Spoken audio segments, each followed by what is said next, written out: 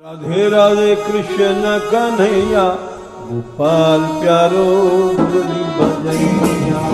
जय श्री राधे, जय श्री राधे। श्री राधा मान बेरीलाल एवं श्री श्री बाबा महाराज के श्री चरणों में बारंबार प्रणाम।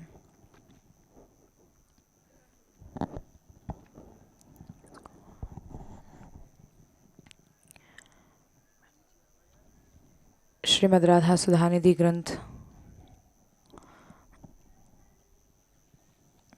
जिसका हम लोगों ने 2 दिन पूर्व श्री राधा रानी के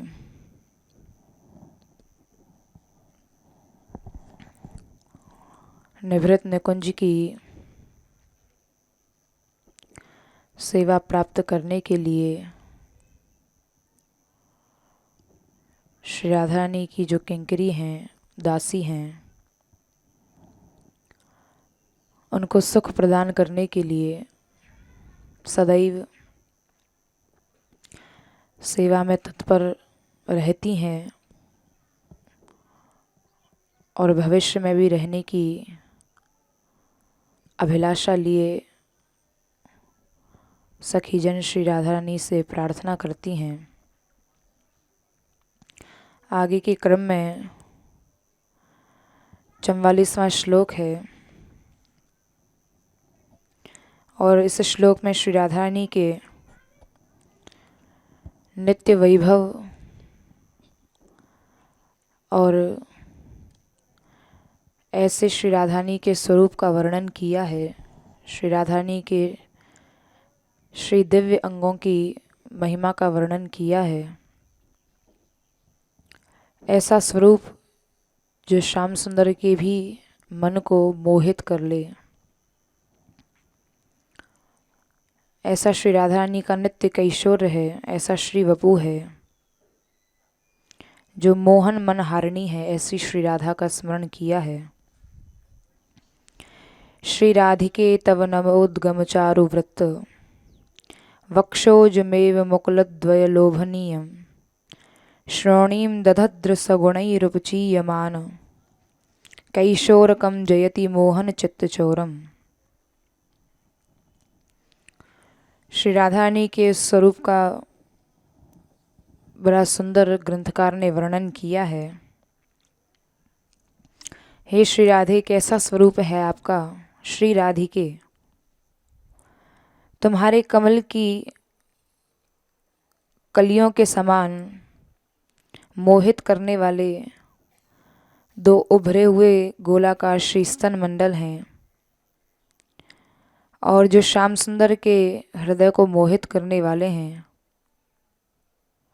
श्री कृष्ण के नित्य भोग आदि गुणों द्वारा बढ़ता हुआ श्रोणी भार उनके भी चित्त को हरण करने वाला आपका नव कैशोर विजय को प्राप्त हो रहा है। श्री राधा रानी का एक एक अंग की, एक एक श्री अंग की ऐसी कांति है, ऐसी दिव्य महिमा है, ऐसा सौंदर्य है कि श्री राधा रानी का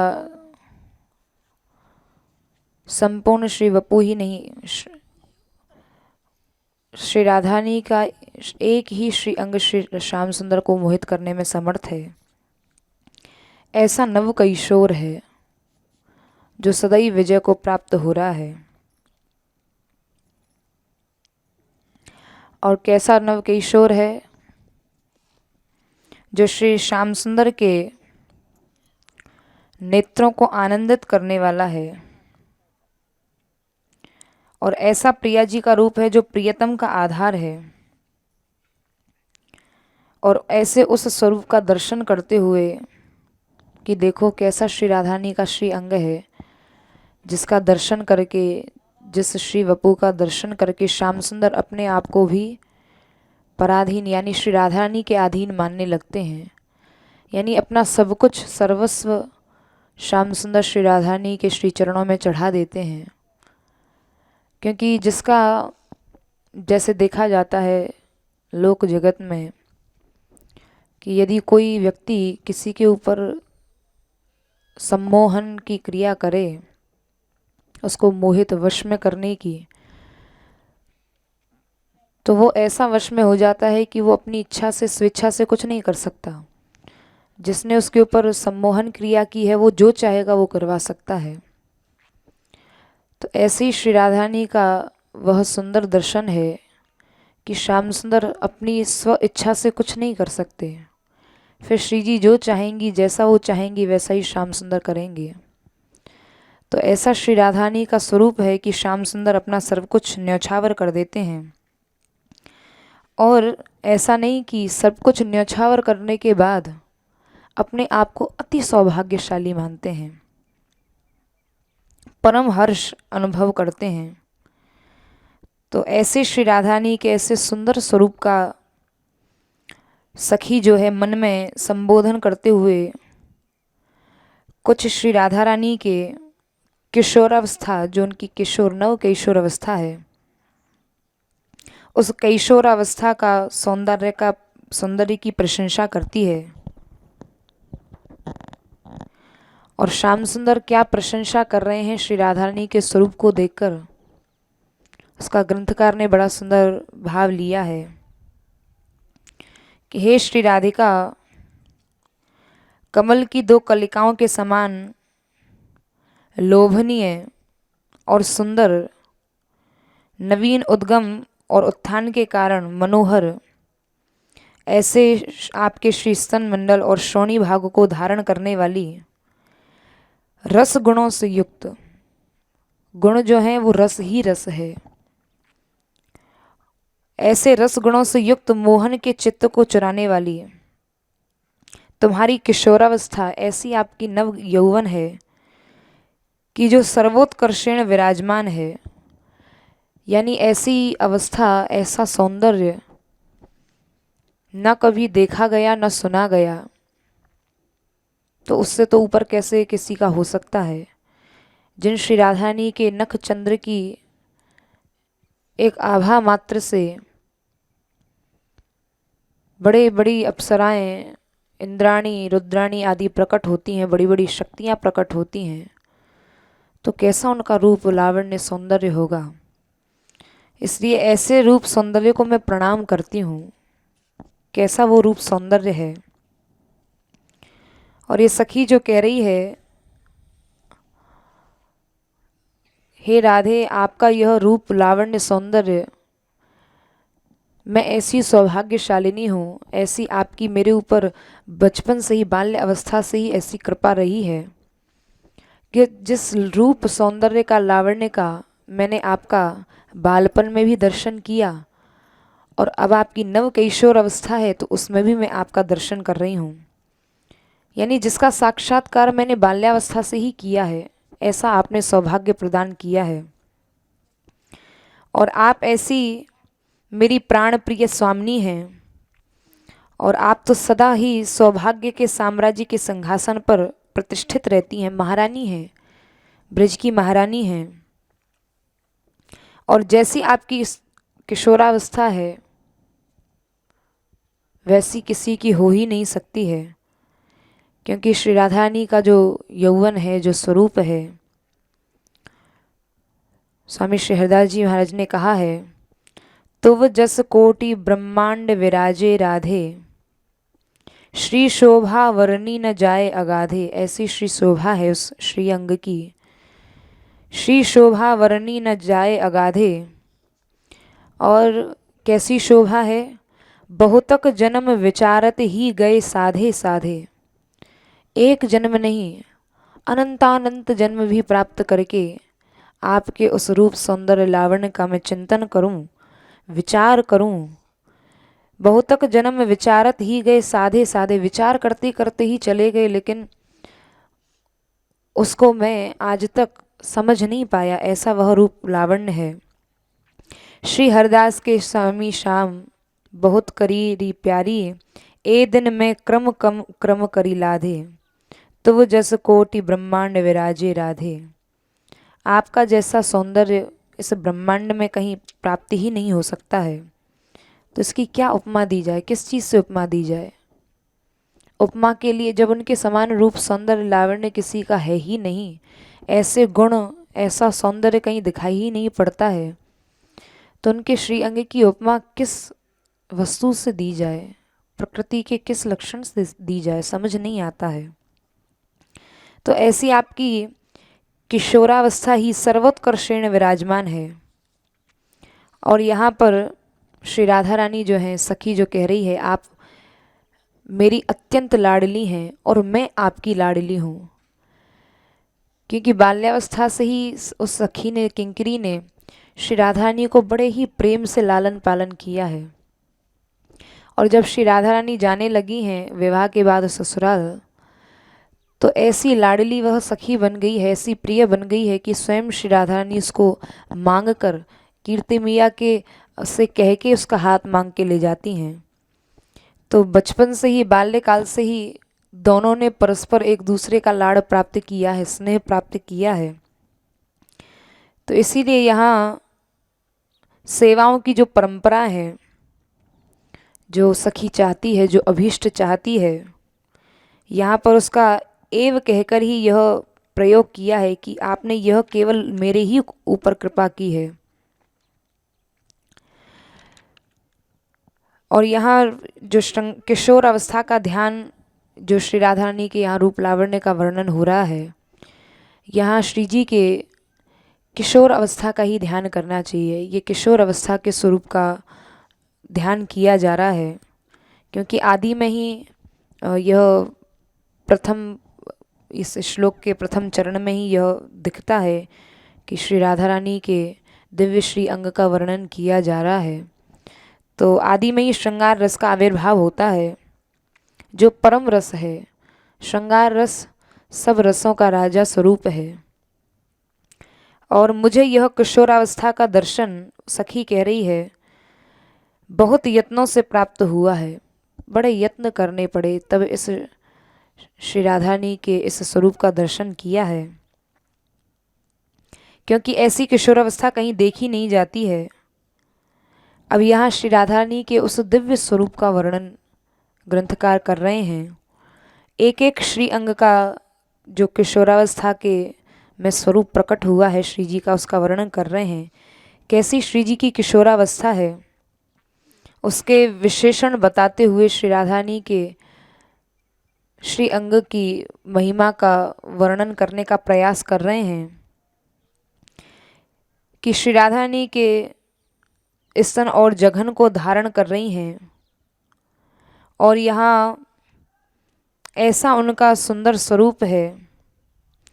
अर्थात श्री स्तन ही धारण करने वाली किशोरावस्था, क्योंकि किशोरावस्था के यह लक्षण हैं, ये प्रधानता के सूचक हैं जो श्री राधा रानी में प्रकट हो रहे हैं। क्योंकि उम्र के अनुसार देह की अवस्था भी परिवर्तित होती है। तो किशोरावस्था रूपी अवस्थाओं की रानी की प्रधानता के ये सूचक हैं। कैसी है वो किशोर अवस्था? जिस अवस्था में श्री राधा रानी के गुणों की वृद्धि हो रही है, गुणों से बढ़ रही हैं। उनका श्री अंग की वृद्धि तो हो ही रही है, गुण भी बढ़ रहे हैं, क्योंकि रसमय मूर्ति के अंग भी रसमय ही होते हैं। वो पांच भौतिक या साधारण लौकिक नहीं होते हैं। इसलिए यहाँ पर श्री राधा रानी के जो श्री दिव्य अंगों की चर्चा हो रही है, साधारण अर्थ या साधारण भाव या लौकिक भाव कदापि ना लगाएं, क्योंकि यह उस रस की चर्चा हो रही है जो चिन्मय रस है, जहाँ हम मलिन बुद्धि वालों की उस विशुद्ध रस तक जहाँ उनकी बुद्धि पहुँच नहीं सकती है। इसलिए बड़े सावधानी पूर्वक ही इन रस की चर्चाओं का श्रवण करना चाहिए। रसमय मूर्ति के अंग भी रसमयी हैं, वो पांच भौतिक या भौतिक नहीं हैं। वैसे तो दोनों युगल स्वरूप की सदैव नित्य किशोर अवस्था रहती है, लेकिन लीला काल के प्रभाव से कहीं कहीं देखा जाता है कि श्याम सुंदर एकदम बाल्य अवस्था से किशोर अवस्था भी उनकी प्रकट हुई है। तो लीला दृष्टि से, प्रकट लीला दृष्टि से कहीं कहीं ऐसा परिवर्तन देखा जाता है, लेकिन नित्य जो निवृत्त निकुंज की लीला है उसमें तो युगल तत्व का, दोनों का ही, युगल सरकार का नित्य किशोर अवस्था ही रहती है। और श्याम सुंदर और श्री राधा रानी जो हैं, जिनका आविर्भाव इस ब्रज में सूर्य की भांति हुआ है, बाल्यावस्था में अमावस्या के चंद्रमा के समान रसगुणों का आविष्कार होता है, और जब कैशोर अवस्था आती है तो श्री राधारानी के संपूर्ण स्वरूप का जो वर्णन है, वो संपूर्ण गुण जो प्रकट होते हैं वो पूर्णिमा के चंद्र की तरह प्रकट हो जाते हैं। तो साधारणतया लाडली जी रसमय मूर्ति हैं और बाल्यकाल से ही अद्भुत चमत्कार हुए हैं, अद्भुत जिनके रूप लावण्य का प्राकटीकरण हुआ है। लेकिन जब यहाँ किशोर अवस्था श्री जी की जिसका वर्णन सखी कर रही है कि अब जिस किशोर अवस्था का मैं दर्शन कर रही हूँ, अब जिस नव किशोर का मैं दर्शन कर रही हूँ, उसमें हाव भाव, लीला विलास, विद्या, कलाएं, कौशल, सब गुण, जितने भी गुण हैं श्री राधारानी के, इस अवस्था में बिल्कुल पूर्ण चंद्रमा जो होता है, पूर्णिमा के चंद्रमा की तरह गुण प्रकट हो रहे हैं। यहाँ पर अकस्मात कुमार अवस्था में ही जिनका नवीन किशोर अवस्था के वैभव प्रकाशित हो गया है, क्योंकि यह स्वतंत्रता है ये, क्योंकि श्री युगल सरकार हैं, इष्ट हैं, सब कुछ करने में समर्थ हैं। लौकिक जगत में ऐसा नहीं देखा जाता है कि कोई बालक है तो वो एकदम बड़ा हो जाए, वो एक क्रम से ही बड़ा होगा, धीरे धीरे ही उसकी वृद्धि होगी। लेकिन यहाँ ये लीला काल जिसकी चर्चा हो रही है, कभी एकदम से ही नव किशोर अवस्था प्रकट हो गई है, तो इसके अनुसार किशोर अवस्था के प्रकट होने में स्वतंत्रता है। जब चाहें युगल सरकार वो किशोर अवस्था प्रकट कर सकते हैं बाल्य लीला में से। तो यहाँ ये विलक्षणता के साथ आनंद का अनुभव यह स्वीकार किया गया है। तो नवोद्गम चारु वृत्तम वक्षोजमेव श्री राधिके तव नवोद्गम चारु वृत्तम वक्षोजमेव मुकुलद्वय लोभनीयम। नवोद्गम चारु वृत्तम का अर्थ है कि यहाँ इसलिए नवीन उद्गम होना, यह किशोर अवस्था का लक्षण प्रकट किया है कि अभी अभी यह नवीन, यह नव किशोर अवस्था प्रकट हुई है। यह चारुता का अर्थ है। चारुता का अर्थ है कि जैसे लक्षण इस स्तोत्र में या सामुद्रिक शास्त्र में जो कहे गए हैं, देखो एक सामुद्रिक शास्त्र होता है, इस शास्त्र में संपूर्ण शरीर के अध्ययन की विद्या है कि संपूर्ण शरीर का इसमें अध्ययन कराया जाता है।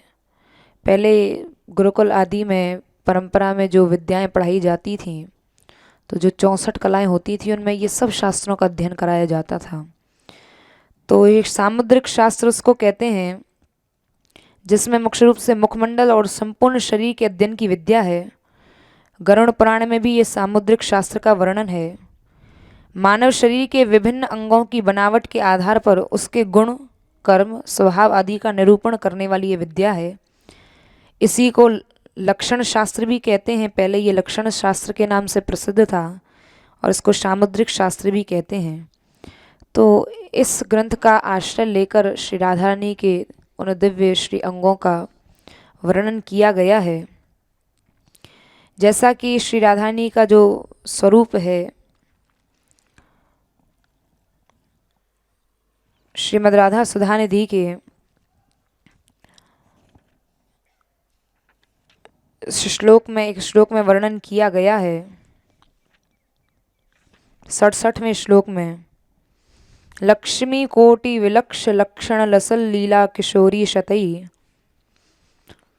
राराध्यम व्रज मंडलेति मधुरम राधाभिधानम परम ज्योति किंचन सिंचिदुज्ज्वल रस प्रागभाव माभिर्भव द्राधे चेतसि भूरि भाग्य विभवई कस्याप्यहो जन्मते। श्री राधारानी का वह स्वरूप कैसा है जिसका वर्णन किया जा रहा है। हे श्री राधे, आश्चर्य है, कोटि कोटि लक्ष्मियों के लिए विस्मयजनक लक्षणों से युक्त और सुशोभित लीला में ये शत शत किशोरी गणों से, यानी जो ललिता आदिक उस निकुंज में सभी किशोर किशोरी हैं, श्री राधारानी की जो सखियां हैं वो भी उनकी नव किशोर अवस्था ही है, 16-16 वर्ष की आयु है। और ब्रजमंडल में जो शत शत किशोरियों से, ललिता आदिक सखियों से ब्रजमंडल में आराधना करने योग्य हैं। और उज्ज्वल रस यानी श्रृंगार रस आदि जहाँ अंकुरित स्फुरित होते रहते हैं, ऐसे उस पूर्ण भाव रति किंवा प्रेम का सिंचन करती हुई अनिर्वचनीय जिस रूप का, जिस वैभव का, जिस स्वरूप का वर्णन नहीं किया जा सकता, ऐसी अनिर्वचनीय महामधुर राधा नाम वाली दिव्य ज्योति किसी के चित्त में अतिशय सौभाग्य के वैभव से उल्लसित होती हैं। तो ऐसी श्री राधा रानी हैं, कोटि कोटि लक्ष्मियों के लिए विस्मयजनक। कोटि कोटि लक्ष्मियाँ भी उनके स्वरूप का दर्शन करना चाहें या समझना चाहें तो वो ना वर्णन कर सकती है, ना समझ सकती हैं। उनके भी यह चिंतन का विषय बनाने की जो प्रयास करती हैं, लेकिन आज तक बन नहीं पाया है। तो ऐसा उनका श्री अंग है। और यहाँ वृत्त का अर्थ है लक्ष्मी कोटि विलक्षित्यादि वृत्तम वर्तुल वक्षस एकत्वाद। वर्तुल गोल को कहते हैं। वक्षस्थल की एकता के कारण जो है वक्षोज या स्तन में भी एक वचन का प्रयोग किया गया है। ऐसे लगते हैं श्री राधारानी के श्री स्तन जैसे 2 सहस्त्र दल कमल की कलिकाएं आपस में एक दूसरे से संलग्न है, सटी हुई हैं। ऐसा उनका दिव्य श्री अंग है। और किंतु वास्तव में यहाँ जो कमल की उपमा दी गई है, कलिकाओं की उपमा दी गई है, कलिकाएं इनकी उपमा के योग्य नहीं हैं। अंग और जो अन्य अंग हैं श्री राधारानी के श्री अंग हैं, जैसे मुख है, नेत्र हैं, चरण आदि हैं, उनको खिले हुए कमल के समान उपमा दी गई है। लेकिन यहाँ यह कमल भी उन श्री राधारानी के श्री अंग की उपमा के योग्य नहीं है। ऐसी श्री राधारानी जो हैं, ऐसे किशोर अवस्था को जो धारण किए हुए हैं, वक्षोज और श्रोणी को धारण करती हुई, श्रोणी का अर्थ है श्री राधारानी के श्री नितंब मंडल। नितंब मंडल के लिए तो यहाँ उपमा का न कहा जाना ही निरूपम होना सिद्ध करता है। इसके लिए तो कोई उपमा ही नहीं सूझी। ऐसा श्री राधारानी के श्री अंग है। और एक और बात भी है कि किशोर अवस्था में जो रस गुणों से उपचीयमान, जो यानी वृद्धि होना कहा गया है, जो श्री राधारानी का जो नव किशोर अवस्था है, जो संपूर्ण रस में जो श्री अंग है वो उनकी वृद्धि हो रही है। और उन दोनों में भी स्तन और जघन जो हैं, अंगों का बढ़ना किशोर अवस्था में मुख्य रूप से दिखाई देता है। कहीं कहीं श्रोणी के साथ फलक की उपमा भी दी जाती है, लेकिन यहाँ पर स्पष्ट रूप से यह उपमा नहीं दी गई है। केवल मूल रूप से यही कह दिया गया, क्योंकि यह श्री राधारानी के रूप का वर्णन करना या कोई उपमा देना यह असंभव ही प्रतीत होता है। इसलिए संपूर्ण रूप से श्री राधारानी के पूरे श्री अंग की जो उपमा दी गई है वो यही कहकर टीकाकार कहते हैं कि प्रत्येक रस में जो राधारानी के श्री अंग हैं उसमें रस गुणों की वृद्धि हो रही है, रस की ही एकमात्र वृद्धि हो रही है। और ऐसी रस की वृद्धि हो रही है कि किशोर अवस्था में जो श्याम सुंदर हैं वो सबके मन को चुराते हैं। कैशोरकम जयति मोहन चित्त चोरम। ऐसा श्याम सुंदर का जो स्वरूप है, जो किशोर अवस्था में ही सबके चित्त को चुरा लेता है। और श्याम सुंदर को घमंड भी हो गया, देखो मेरा कैसा रूप लावण्य। जो रास के समय में कामदेव आए और कामदेव ने अपने 5 बाण छोड़े लेकिन कुछ नहीं कर पाया, वो भी मूर्छित हो गया हमारे सामने, उसने भी अस्त्र शस्त्र सब फेंक दिए। ऐसे जो किशोर अवस्था में मोहन हैं और जो श्री किशोर अवस्था के मोहन के भी चित्त को चुराने वाली हैं, चैतन्य को हरने वाली हैं, जो मोहन स्वरूप और सौंदर्य के दर्प घमंड में हैं, लेकिन उनको भी विवश करने वाला वह स्वरूप श्री राधारानी का है। चोर शब्द का अर्थ क्या होता है? चोर वही होता है कि जो जो व्यक्ति मान लो कुछ देना नहीं चाहता, लेकिन जबरदस्ती बलात् हठात उसको चुरा ले, खींच ले, जबरदस्ती ले ले। तो यहाँ श्री राधा रानी जो हैं, यहाँ इस किशोरावस्था में, यहाँ जो श्याम सुंदर के पास जो चोर हैं, वह गुण धर्म जो है यहाँ श्री राधा रानी में घटित होते हुए दिखाई दे रहे हैं। यहाँ श्री जी आज चोर बन गई। किस चीज़ की चोर बन गई हैं? जो श्री राधा रानी है यहाँ निभृत निकुंज में, जिनको कुंज की लज्जा नहीं है, कुल की लज्जा नहीं है भाई, यहाँ ना नंद बाबा है, ना यशोदा मैया है, ना कुछ है, जो ना पर्दा किए हुए हैं, ऐसी किशोरी, ऐसी राजकुमारी जो हैं एकांत निवृत्त निकुंज में बैठी हुई हैं और श्याम सुंदर श्री राधा रानी के उस नित्य यौवन को, नव केशर यौवन को देख रहे हैं। और श्री राधा रानी ने न जाने कब कब में यहाँ श्याम सुंदर के चित्त को जबरदस्ती चुरा लिया, और ऐसा चुराया कि श्याम सुंदर को भी पता नहीं पड़ा, प्रिय को भी पता नहीं चला। एक बात यहाँ दिखती है कि लीला में देखा जाता है कि श्री जी जो हैं, ऐसा लगता है कि श्याम सुंदर को बार बार कहती हैं तुम यहाँ से चले जाओ, हमें मत मनाओ। तो कहीं कहीं प्रिया जी की निष्प्रियता सूचित होती है, क्योंकि वो बाहर से अनुकूल नहीं दिखाई पड़ती हैं, लेकिन हठपूर्वक कब कब में श्याम सुंदर का चित्त चुरा लेती हैं। यह इससे पता पड़ता है कि वो श्याम सुंदर के कितनी अनुकूल हैं। बाहर से दिखता है कि वो प्रतिकूल हैं, लेकिन जब श्याम सुंदर के हृदय को चुरा लेती हैं तो उससे यह ज्ञात होता है कि श्याम सुंदर के कितनी अनुकूल हैं श्री जी। क्योंकि चोरी भी तभी होती है जब आदमी, कोई भी कार्य है, जैसे कोई बिजनेसमैन है तो उसकी मित्रता भी एक अपने ही एक स्तर के व्यक्ति से होगी। तो ऐसे ही जो श्री राधा रानी हैं, अब वो देख रही हैं श्याम सुंदर का जो रूप लावण्य है, जिसमें वो बड़े गर्वीले रहते हैं कि हमारे जैसा रूप लावण्य किसी का हो ही नहीं सकता। तो चोरी भी कौतूहल से अपने समान प्रतिद्वंदी की होती है।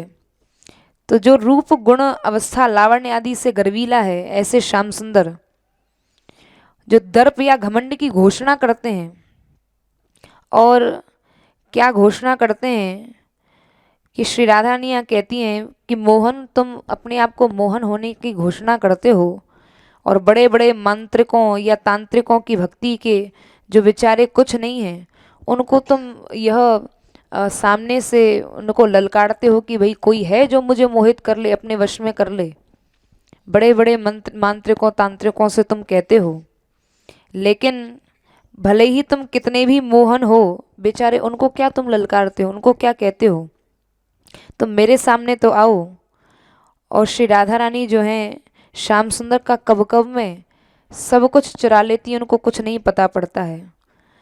तो श्याम सुंदर से श्री राधा रानी इस पंक्ति से यही ध्वनित होता है कि श्री जी यही कहती हैं कि भले ही तुम सबके चित्त को चुराते हो, लेकिन मैं तुम मोहन का सर्वस्व जो तुम्हारा चित्त है, मैं उसको चुरा लेती हूँ। तो ऐसा श्री राधा रानी का रूप लावण्य है कि कब कब में श्री जी के उस रूप को देखकर श्याम सुंदर का मन हरण हो जाता है, ये श्याम सुंदर भी नहीं जान पाते हैं। तो ऐसे उस स्वरूप का दर्शन वह सखी कर रही है। श्री राधिके तव नवोद्गम चारु वृत्त वक्षोज में मुकुलद्वय लोभनीयम श्रोणीम दधद्र सद्गुणै रूपचीयमान कैशोरकम जयति मोहन चित्तचूरम। ऐसा श्री राधारानी का नव कैशोर है, नित्य कैशोर अवस्था है, जो मोहन है, जो सबका चित्त चुराते हैं, उनके भी चित्त को वो श्री राधा रानी चुरा लेती हैं। जय श्री राधे। श्री राधामान बिहारी लाल श्री श्री बाबा महाराज के श्री चरणों में प्रणाम। अग्रिम श्लोक में सहचरी प्रिय प्रियतम का मिलन कराने के बाद कुछ दूरी पर बैठकर उन दोनों में मधुर जो संलाप हो रहा है, जो बातचीत हो रही है, उसे सुनने की इच्छा इस श्लोक में व्यक्त कर रही है। संलाप मुच्छलदरंग तरंग माला संक्षोभितेन वपुषा व्रजनागरेण प्रत्यक्षरम क्षरदपार रसामृताब्धिम श्रीराधिके तव कदानुशृणुम्य दूरात्। पूर्व पद्य में हम लोग श्रवण कर रहे थे कि श्री राधा रानी के किशोर अवस्था का जो सौंदर्य है, उसकी प्रशंसा सुन रहे थे और ये प्रशंसा सखी जन किया करती हैं। उन्हीं में से एक सखी जो श्री राधा रानी के इस नव किशोर की प्रशंसा पूर्वक उन श्री राधा रानी को प्रियतम से मिलाने के लिए ले जा रही है। कैसा मार्ग है, श्याम सुंदर के अनुराग से छाया हुआ मार्ग है। और मार्ग दिखाते हुए राधा रानी को लेकर उसी कुंज में आती है जहाँ श्याम सुंदर श्री राधा रानी के लिए प्रतीक्षित हैं। जैसे किसी रंग को कोई निधि मिल जाए, रंग की निधि के समान अथवा जल की मछली के समान अपनी जीवन सर्वस्व श्री राधा रानी को जब वे वहाँ कुंज द्वार पर पहुँची हैं तो श्याम सुंदर ने हाथ पकड़ के आलिंगन किया है। और संकेत कुंजन लय मृदु पल्लवेन क्लृप्ते, जो पूर्व में हम लोग ये पद्य सुन चुके हैं, जिस संकेत कुंज को श्याम सुंदर ने अपने हाथों से और बड़ी कुशलता के साथ नव और मृदु पल्लवों से ऐसा सजाया है कि ऐसा लगता है दूसरी जाति के पल्लवों का उपयोग ही नहीं हुआ है, एक जातीय पल्लवों से ही संपूर्ण उस कुंज सदन को सजा दिया है। ऐसी उस निकुंज में हाथ पकड़ के मानो श्याम सुंदर ने राधा रानी का उत्सुकता पूर्वक उनका सत्कार किया है, स्वागत किया है। आलिंगन करते हुए उन्हें उसी सुंदर शैया पर बिठाया है। और उसके बाद प्रिया प्रियतम में परस्पर जो वार्तालाप आरंभ हुआ है, उसी वार्तालाप को दूर से बैठकर सुनने की ये सहचरी इच्छा कर रही है। हे श्री राधिके, आपकी वह बातचीत सामान्य नहीं जो अनेक काम लहरों की माला से उछलते हुए श्री कृष्ण के शरीर को भी आनंदित कर रही है। ऐसे कृष्ण के साथ जो वार्ता हो रही है, जिस वार्ता में प्रत्येक अक्षर रस और अमृत के सिंधु का, समुद्र का झरना बना हुआ है। हर एक अक्षर में रस और अमृत का समुद्र झरने की तरह बह रहा है। उस महामधुर वार्ता को मैं दूरात से, यहाँ बहुत दूरी की बात नहीं है, यहाँ सखी संकेत करती है कि ज़्यादा दूरी नहीं, बस एकाध लता की ही ओट हो, ताकि प्रिया प्रीतम को परस्पर बात करने में कोई संकोच भी ना हो और मुझे वह संलाप, वह आपका जो परस्पर की जो वार्ता है वो सहजता से सुनाई दे सके।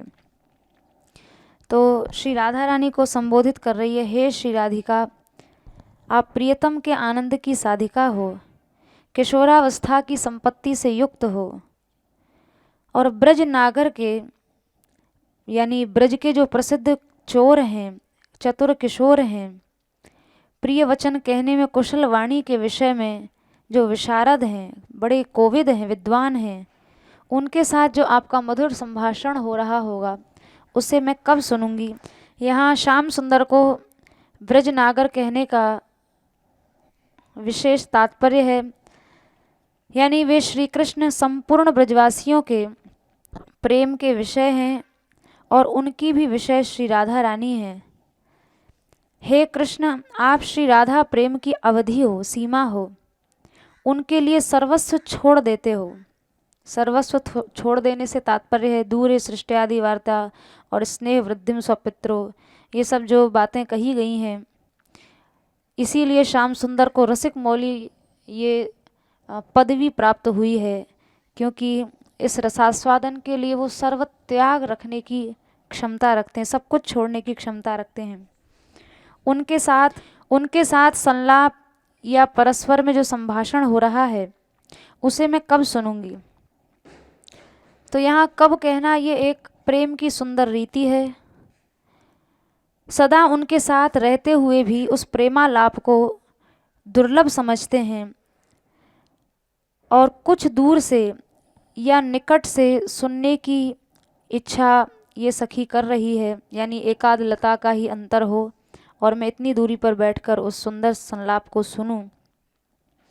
और यहाँ जो इस पद्य में नु शब्द है ये प्रश्न के अर्थ में प्रयुक्त है कि भला मैं कभी उस संलाप को या उस श्री राधा रानी और श्याम सुंदर के संभाषण को कभी सुन पाऊंगी, अर्थात ऐसी योग्यता मैं अर्जित कर पाऊंगी कि मुझे वो संभाषण उनका निकट से सुनाई दे।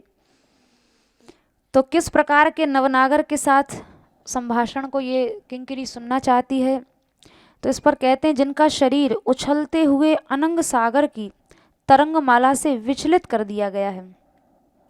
यानी श्री राधा रानी के आ जाने से उस अंग रहित अनंग में भी उछाल आ गया है। काम का एक नाम है अनंग, उसका शरीर नहीं है। शंकर जी ने जब दृष्टिपात किया तो वह देह रहित हो गया था, भस्म हो गया था, इसलिए काम को अनंग भी कहा जाता है। तो जब श्री राधा रानी आती हैं तो वह अंग रहित यानी अनंग जो काम है उस अनंग में उछाल आ जाता है। जैसे वायु के लगने से समुद्र में उछाल आ जाता है और तरंगों की मालाएं बनने लग जाती हैं, वैसे ही यहाँ श्याम सुंदर के शरीर में भी क्षोभ, विचलितता, एक चंचलता पैदा हो जाती है जब श्री राधा रानी आती हैं। लेकिन ये अनंग साधारण नहीं है जो हम प्राकृत काम संसार में देखते हैं, ये उस काम की बात नहीं है। यहाँ अनंग शब्द प्रेम का बोधक है। ये अनंग से तात्पर्य है प्रेम में एकाएक उछाल आ जाता है, काम नहीं है। सामान्य जगत में भी काम जो है वो एक निराकार चीज़ है, दिखाई नहीं देता है, एक भाव है जो शरीर का आश्रय धारण करके पैदा होता है।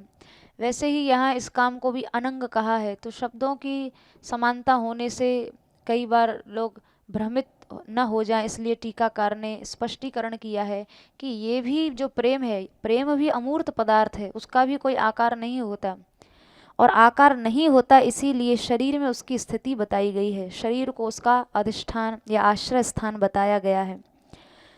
यदि वो सांग होता, उस प्रेम का कोई शरीर होता, तो एक शरीर दूसरे शरीर में कैसे बैठ सकता है। इसलिए इस प्रेम को अमूर्त का, इसका कोई शरीर नहीं है, ये एक भाव है जो श्री राधा रानी और श्याम सुंदर के शरीर को, श्री अंग को आश्रय मानकर बैठा हुआ है। तो श्री श्याम सुंदर का शरीर उस तरंग परंपरा के उछलने से भली भांति क्षुब्ध हो गया है, विचलित हो गया है। राधा रानी कुंज में पधारी और उनको देखते ही श्याम सुंदर का हृदय में प्रेम का समुद्र ऐसा उद्वेलित हुआ कि प्रेम की तरंगों ने श्याम सुंदर को विचलित कर दिया। और उस विचलितता में श्री ठाकुर जी के श्री अंग में कंपन है, स्वरभंग है, ये सब सात्विक भाव उदित हुए, इनका उदय हुआ और श्याम सुंदर श्री राधा रानी से संलाप करने लगे, बातचीत करने लगे। अब इस बातचीत में क्योंकि राधा रानी से संभाषण करना कोई सहज तो है नहीं, उनके सात्विक भाव भी उदय हो चुके हैं, तो उनके वाक्यों में कुछ शिथिलता है, कंपकपी है, वो वाक्य कंपायमान है, और इन सब बातों को वह निकट बैठी हुई एक लता की ओट से जो सखी है वो सुन रही है। श्याम सुंदर का जो श्री वपु है, शरीर है, उसके रोम रोम में प्रेम का समुद्र तरंगायित हो रहा है, यानी रोम रोम में एक व्याकुलता दिखाई दे रही है।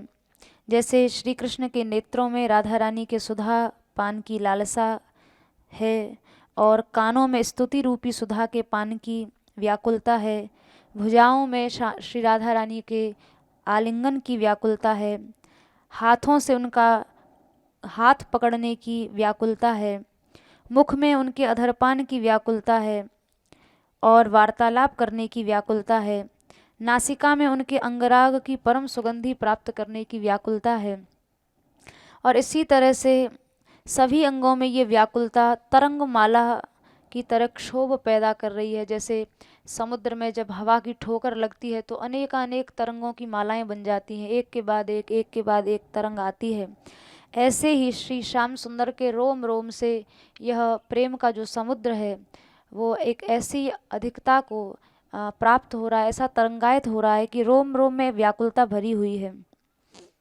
संक्षो उच्छलदनंग तरंग माला संक्षोभितेन वपुषा, यद्यपि ये एक ही पद है जिसका विग्रह टीकाकार करते हैं संक्षोभित और इन कहते हैं स्वामी या ईश को।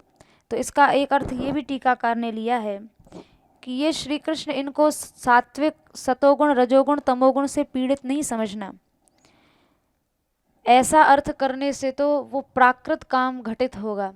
श्री कृष्ण यहाँ सत्व, रज, तम से एकदम ऊपर जो अप्राकृत अनंग है, प्राकृत अनंग का तो प्रवेश ही नहीं है इस राज्य में, किंतु प्रिया जी के संग से जो उत्पन्न होने वाला दिव्य काम है, प्रेम जनित जो अनंग है, काम है, उससे श्याम सुंदर व्याकुल अवश्य होते हैं। यानी प्राकृत काम की क्या हिम्मत जो श्री ठाकुर जी के श्री अंग में विचलितता पैदा कर सके, लेकिन राधा रानी के दर्शन से उत्पन्न होने वाला जो दिव्य अप्राकृत काम है वो श्री कृष्ण को अवश्य चंचल बना देता है, व्याकुल बना देता है। और उस समय जब श्याम सुंदर श्री राधा रानी से बात करते हैं तो उनके श्रीमुख से निकला हुआ प्रत्येक अक्षर, वाक्य नहीं, हर एक अक्षर जो उनके श्रीमुख से निकल रहा है, राधा रानी के श्रीमुख से, वो रस और अमृत का समुद्र है। ऐसा लग रहा है जैसे रस और अमृत के समुद्र का झरना बह रहा है। ये कैसा है? इसको रस और अमृत का सागर कहने का ये तात्पर्य है कि ये अपार है। जैसे समुद्र का कोई पारावार नहीं होता, सीमा नहीं होती, ऐसे ही इन बातों की कोई सीमा नहीं है। और इन बातों में जो रस और अमृत भरा हुआ है उनकी कोई सीमा नहीं है। अमृत कहने से ये अभिप्राय है कि इस बातचीत में कभी इस बातचीत में कभी यातयामता नहीं आती है, यानी बासापन नहीं आता। ये बातचीत कभी पुरानी नहीं होती। ये संभाषण जितनी बार होता है उतनी बार एक नवीनता लिए हुए है। तो यहाँ रस का जो अर्थ है, जो श्री राधा रानी और श्याम सुंदर के संभाषण में शब्द आया है, प्रत्यक्षरम शरद पार रसामृताब्धिम। हर एक अक्षर में, राधा रानी के श्रीमुख से निकलने वाले हर एक अक्षर में रस और अमृत का समुद्र भरा हुआ है। तो यहाँ रस कहने का अभिप्राय है श्री राधा रानी और श्याम सुंदर का जो संयोग का आनंद है, और अमृत का अर्थ है उसका अत्यंत मधुर होना, उसका अत्यंत आस्वादनीय होना, और सिंधु का अर्थ है कि वो अक्षय है, यानी उसकी अखंडता का यहाँ बोध करा रहे हैं टीकाकार।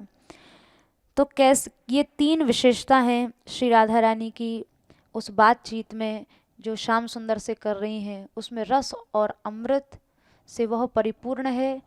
तो रस का तात्पर्य है जो प्रिया प्रियतम परस्पर में मिले हैं उस संयोग का आनंद। अमृत से तात्पर्य है कि वो अत्यंत मधुर है। और समुद्र कहकर ये बताया कि उसकी अक्षयता है, यानी वो कभी ऐसा नहीं कि रस, जैसे समुद्र से कोई एक लोटा पानी निकाल ले तो क्या समुद्र में कोई पानी की कमी आ जाती है?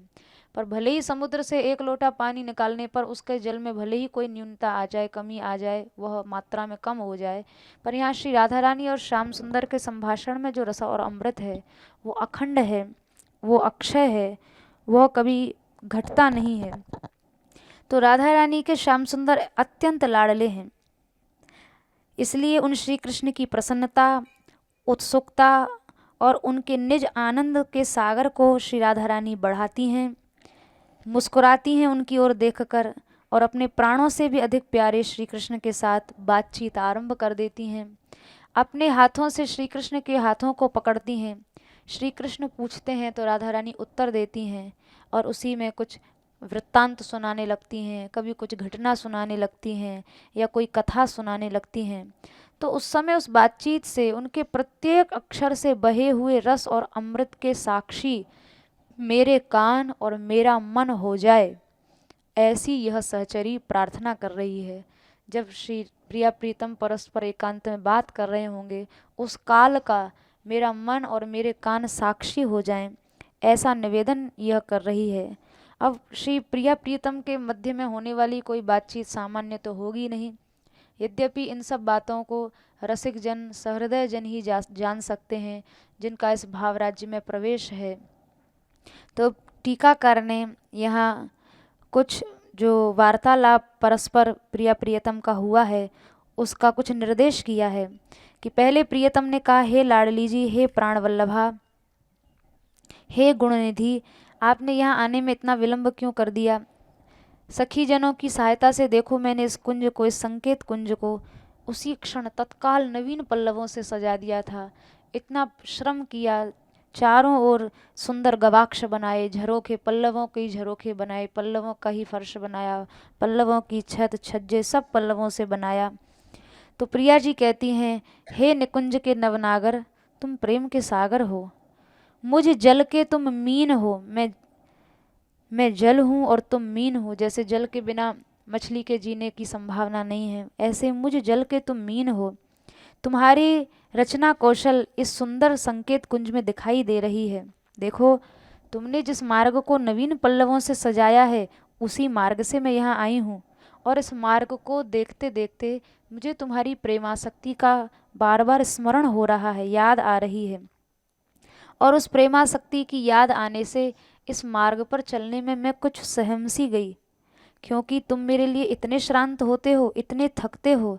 हे प्राणनाथ, फिर मार्ग में तुम्हारा जो शुक पिक मयूर वृंदावन के दिव्य पक्षी जो तुम्हारा गान कर रहे थे, तुम्हारे गान को शुक सारिका के मुख से सुनने लगी। हंसों के बच्चे तो नए नए विद्यार्थियों की तरह गाते हुए मेरे सिखाए हुए पाठ को उच्च स्वर से जोर जोर से सुनाते हुए कूजने लगे। उनकी पंक्ति को देखती हुई, उनके ऊंचे स्वर से गाए गए गीतों को सुनती हुई मैं मार्ग में रुक गई, इसलिए मुझे यहाँ तक तुम्हारे पास तक पहुँचने में देरी हो गई। और देखो प्रियतम, ये जो लताएं तुम्हें दिखाई पड़ रही हैं, इस श्रीवन की दिव्य लताएं, ये लताएं हम दोनों के द्वारा हमारे ही हाथों से पाली पोसी गई हैं, हमारे ही हाथों से लगाई गई हैं। जैसा कि पूर्व पद्य में भी हम लोग सुन चुके हैं, राधा करावचित पल्लव वल्लरी के। यहाँ का कोई भी वृक्ष लता पत्र सामान्य नहीं है। श्री जी स्वयं श्याम सुंदर से उन लताओं की चर्चा करती हैं, जिन लताओं को हमने स्वयं अपने हाथ से लगाया है, अभिसिंचन किया है, पाला पोसा है। और अब देखो, धीरे धीरे ये लताएं बढ़ गई हैं, इनका अनुराग बढ़ गया है और अपने प्रियतम यानी वृक्षों से ये आलिंगन कर रही हैं। अब कितनी सुंदर दिखाई दे रही हैं।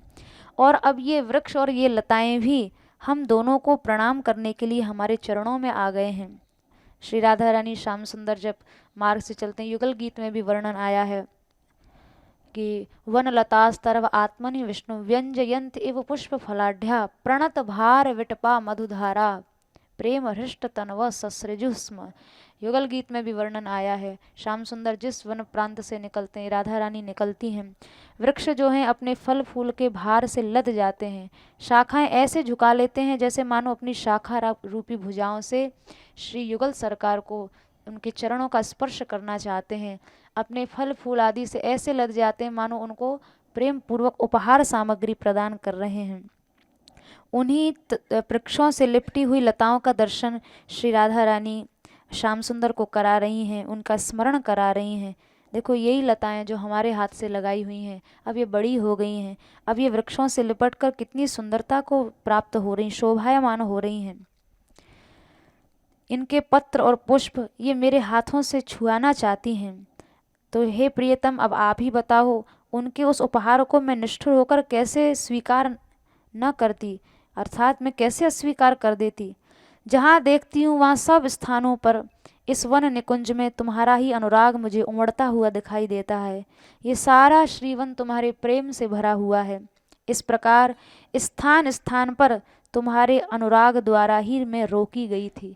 यानी श्याम सुंदर ने पूछा था आपको विलंब क्यों हो गया, तो राधा रानी कह रहे हैं ये संपूर्ण श्रीवन जो आपकी प्रेमासक्ति का ही मूर्त स्वरूप है। आप जगह जगह स्थान स्थान पर, कहीं पक्षियों में, कहीं उन वृक्षों में, लता पत्रों में, कहीं उस मार्ग जो श्री कृष्ण ने अपने हाथों से पल्लवों से सजाया है, तो इस संपूर्ण श्रीवन के प्रत्येक स्थान पर तुम्हारे अनुराग ने ही मुझे रोक लिया, तुम्हारे प्रेम ने ही मुझे रोक लिया। तो भी देखो, ये जो सखी हमारे सन्मुख बैठी हुई है, इसकी सहायता से किसी तरह मैं तुम्हारे पास पहुंच गई हूँ। तो वो सखी यही जो प्रिया प्रीतम का परस्पर होने वाला सुंदर संभाषण है, इसी सुंदर संभाषण को सुनने की इच्छा कर रही है और प्रार्थना कर रही है कि प्रत्यक्षरम क्षरद अपार रसामृताब्धिम, प्रत्येक अक्षर जो अपार रस और अमृत से भरा हुआ है। श्री राधिके तव कदानुश्रणों में दूरात, हे श्री राधा रानी उस रस रूपी अमृत के सागर में मैं कब डूब जाऊंगी, हर अक्षर में स्रवित होने वाले उस रसामृत से मैं कब अभिषिक्त होऊंगी। तो ऐसा सखी प्रार्थना कर रही है। दूरात यानी यहाँ बहुत दूर से बैठने के लिए बात नहीं कह रही है। दूरात से तात्पर्य बस इतनी ही दूर बैठूं जिसमें प्रिया प्रीतम के संभाषण में मैं कोई व्यवधान भी ना बनूं और उनका संभाषण मुझे सहजता से सहज रूप में सुनाई दे सके। जय श्री राधे। जय श्री राधे। तुलसीदास जी ने लिखा है कि इनके वर्णन, प्रेम का वर्णन तो हो ही नहीं सकता है। तदपि रहे कहे बिन रहा न कोई। यदि वर्णन हो नहीं सकता है किंतु फिर भी प्रयत्न किया लोगों ने, और इस तरह से सब उपमा कवि रहे जुठारी, सब उपमा झूठी होगी, हम क्या वर्णन करेंगे। इसलिए उन्होंने कुछ नहीं कहा और छोड़ दिया। जिस विषय को कोई कह नहीं सकता है उस पर क्या कहा जाएगा। जय श्री राधे।